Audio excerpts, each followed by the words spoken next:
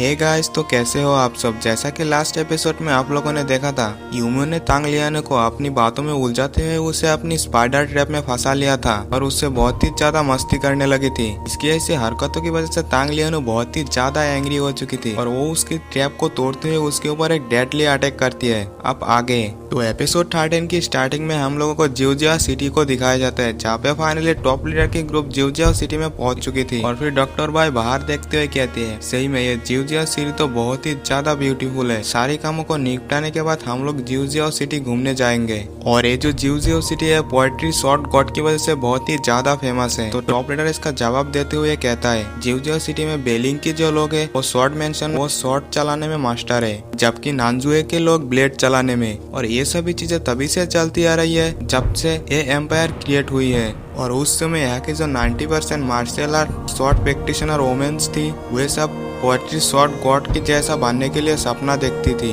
जबकि बाकी जो 10% बची हुई थी वे सभी शॉर्ट गॉड से शादी करना चाहती थी। तो ये सुनते ही डॉक्टर भाई कहते हैं, ये कहानी तो मैंने भी सुनी है, जितना तक मुझे पता है, यानी कि जितना तक मेरी मास्टर ने मुझे बताया है, इस वर्ल्ड की जितनी भी यंगर जनरेशन की शॉर्ट मैन है वे सभी इस जियोजिया सिटी एक्सप्लोर करने आती थी। वे लोग इस उम्मीद में आती थी कि वे लोग इस पोएट्री शॉर्ट की एनर्जी को एक्सपीरियंस कर पाए, जिसकी पावर की वजह से 9 हेवल बिल्डिंग भी 2 हिस्सों में बढ़ गई थी, और वो भी 100 इयर्स की बाद भी। और ये चीज हर किसी को सोचने में मजबूर कर देती है, क्योंकि एक ही स्ट्राइक में 9 हेवल ने बिल्डिंग को 2 हिस्सों में बांट देना ये तो नामुमकिन सा है। तो इसका जवाब देते हुए टॉप लीडर कहती है, इतिहास के रिकॉर्ड्स को देखते हुए ऐसा कहा जाता है कि जब शॉर्ट डेमन ने पोएट्री शॉर्ट गॉड को एक ही स्ट्राइक में मारा था, पोएट्री शॉर्ट गॉड की अटैक की पावर इतनी ज्यादा खतरनाक थी, उस अटैक से आसमान की क्लाउड भी क्रैक होने लगी थी। बाद में शॉर्ट गॉड ने अपनी शॉर्ट पर पैर रखकर शहर ही छोड़ दिया था। उसके बाद जियोजिया सिटी में 10 दिनों तक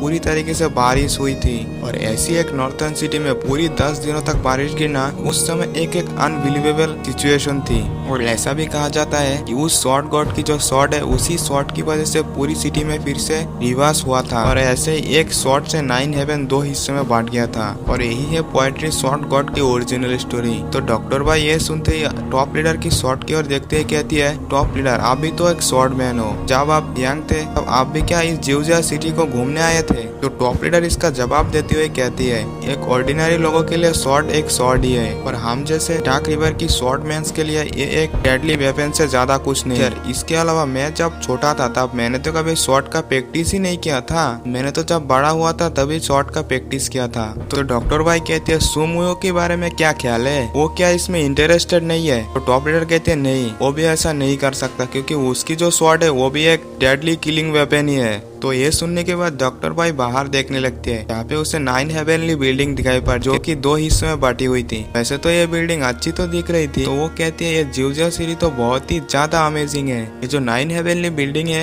ये पूरी तरीके से टूटा हुआ था, क्योंकि उस शॉर्ट गॉड की फाइट में यही था जो कि 2 हिस्सों में बांट गई थी। और फिर सीन शिफ्ट होकर हमें चांगे और अंकल जे को दिखाया जाता है। अंकल जे चांगे से कहती है, top leader spider shadow group की प्रोटेक्ट में है, क्या तुमने स्पाइडर शेडो ग्रुप में इंटरफेयर करने के लिए किसी को भेजा है। चांगे हाँ कहते थे। तो अंकल से कहते हैं, यहाँ तक कि मास्टर को भी इसमें इंटरफेयर करने की हिम्मत नहीं है। तो चांगे इसका आंसर करते हैं, कहती है, अंकल से मैं मुयो को अच्छी तरह से जानती हूँ, मुझे पता है कि मुयो किसे चूज करेगा। खैर अंकल जी इन सभी बातों को छोड़ देना चाहिए, हम लोग लंबे समय से ट्रेवल कर रहे हैं, लगता है हमें थोड़ा आराम कर लेनी चाहिए। तो अंकल से गुस्सा होते हैं, कहते हैं, क्या आराम, वैसे भी इस स्पाइडर शेडो ग्रुप में हमला करना इतना भी ज्यादा आसान नहीं है, अगर मुयो भी इसमें मिल जाती है तो हम शायद से ही उसे हाथ भी लगा पाए, यानी कि अटैक करने के बारे में भी सोच पाए। चांगे कहते हैं, अंकल जी आपको इसके बारे में टेंशन लेने की जरूरत नहीं है, हमें ऐसा कुछ भी करने की जरूरत नहीं पड़ेगी, क्योंकि मैंने इंफॉर्मेशन मू फैमिली और जी फैमिली में लीक कर दी है, वो मुयू से पहले वहाँ पे पहुँचते होंगे। और फिर उन दोनों की गाड़ी जियोजिया सिटी के एंट्रेंस पे रुकती है। चांगे गाड़ी से बाहर निकलते है, कहती है, यानी कि उसे मुयू दिखाई दी थी। वो मुयू की ओर देखते हुए कहती है, ये लड़का तो मेरी सोच से भी बहुत ही ज्यादा तेज है। मुयू एकदम से चांगे के सामने आके रुक जाती है। चांगे मुयू से कहते हैं, मैंने तुम्हें बहुत दिनों से नहीं देखा। तो मुयू कहती है, मैंने तुम्हारे लोगों से रास्ते में मिला था। तो चांगे कहती है मुझे इन लोगों से कोई भी परवाह नहीं है यार, मुझे बस तुम्हारी ही चिंता है। मुयू कहते तो मुझे तुम मत रखो, मुझे जाने दो यहाँ से। चांगे कहती है तुम मेरे साथ इतना नॉर्मली बिहेव क्यों करते हो यार, जो भी उतारो और मेरे साथ ड्रिंक करो अभी। तो मुयू यहाँ से छूट के जाने की कोशिश तो करती है, लेकिन चांगे उसे रोक देती है। और फिर मुयू कहने लगती है मैंने रास्ते में इस चीज के लिए बहुत ही ज्यादा सोचा है,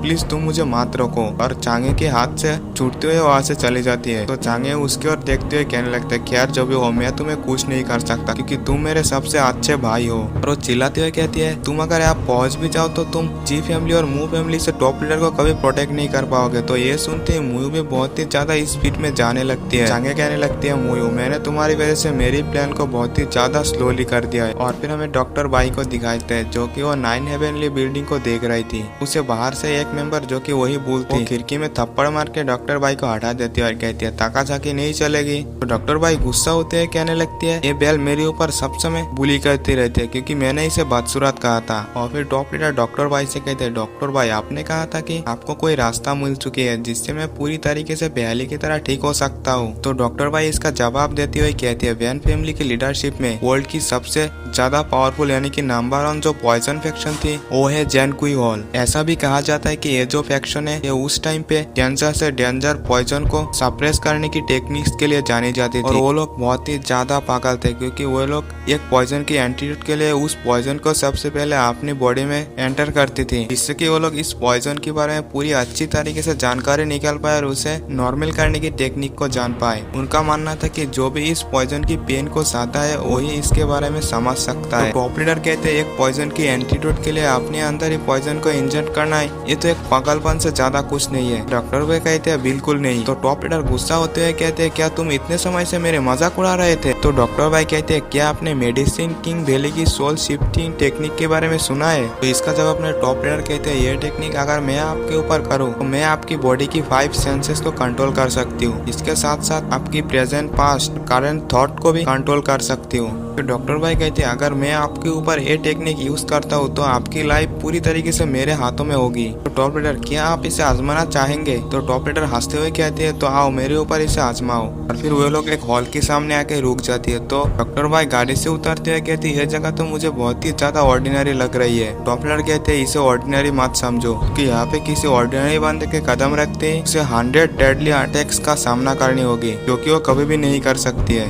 इसलिए कोई यहाँ पे इंटरफेयर नहीं करता। उनके ऐसा कहते हुए पे जी फैमिली की सभी पर्सन्स वहाँ पे आ चुकी थी और वो लोग उनके ऊपर अटैक करने लगती है। तो वो लोग कहते हैं टॉप लीडर को किसी भी हालत में प्रोटेक्ट करो। और फिर टॉप लीडर कहने लगते हैं मुझे लगता है कि यहाँ पे बस जी फैमिली ही नहीं आया है। उनके ऐसा कहते हुए पे मू फैमिली की वॉरियर्स भी वहीं पे पहुंच चुकी थी और फिर मू फैमिली वहाँ पे अपनी हेवन नेट फॉर्मेशन को एक्टिवेट कर ली थी। तो मू फैमिली के पर्सन उनके ऊपर अटैक करने के लिए आते हैं लेकिन वो बदसूरत बैल उसे वहीं पे रोक देता है। डॉक्टर भाई जल्द से जल्द टॉप लीडर को गाड़ी पे पहुंचने के लिए कहती है। तो टॉप लीडर कहती है ऐसा हम नहीं कर सकते क्योंकि हमें बहुत ही ज्यादा देर हो चुकी है। टॉप लीडर के ऐसा कहते हैं उनके सामने फैन हुआ आ गया था। फैन हुआ कहती है टॉप लीडर लॉन्ग टाइम के बाद हम लोग फिर से मिले, तो आप कैसे है। डॉक्टर भाई कहते हैं साले बीमार भूत, तेरी तो हड्डियों में से भी बीमारी की बदसूरत बदबू आ रही है, तू अगर इस टाइम इमोर्टल भी हो जाए तो तेरी मौत तो पक्की है। तो फैन हुआ कहती है हाँ ये सही है कि मेरी मौत जल्द ही निश्चित है, इसलिए मैं यहाँ पे आने का साहस किया। तो टॉप लीडर कहते हैं तुम्हें यहाँ पे हमारी लोकेशन किसने दी।